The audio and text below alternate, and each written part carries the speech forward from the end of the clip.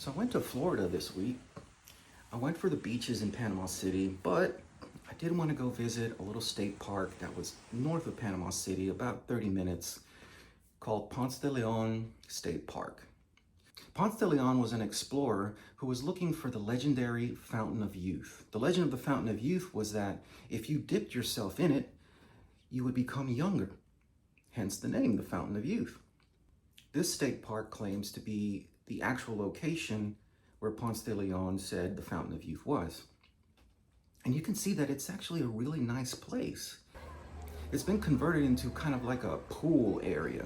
And you can see people swimming and diving and just having a good time. If you notice, the spring becomes a little stream when it comes off a little waterfall there. And you see a lot of people just wading in it and walking down. I got into it and the water was so cold, but it was so refreshing. It was pure, running, living, fresh water. And that reminded me of the passage in James where the author compares the human tongue, that is our speech, to a fountain of fresh water. The fresh water symbolizes good things that we say. In the same passage, James says that out of a fountain where fresh water comes from, bitter water shouldn't come out too. Bitterness here represents the bad stuff that we say. James says that out of the mouth come praises for God, but also curses towards men, and that it shouldn't be that way. The little fountain at the Fountain of Youth has fresh water coming out of it. And the little stream it forms goes a ways until it meets the river. So here, the little stream meets the river, and you can see where it changes color.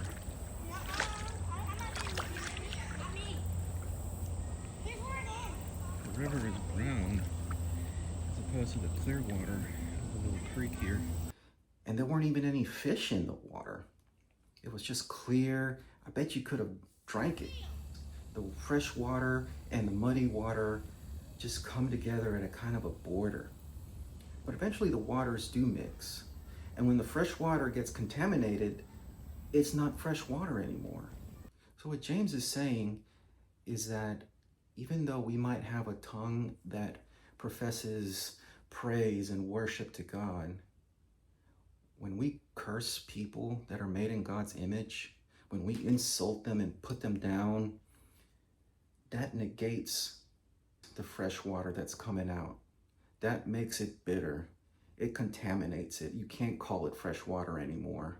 It shouldn't be both ways. It should be only one way, and it should be pure fresh water coming out of this spring. That is, it should be good words, edifying words, things that lift people up and do not break them down.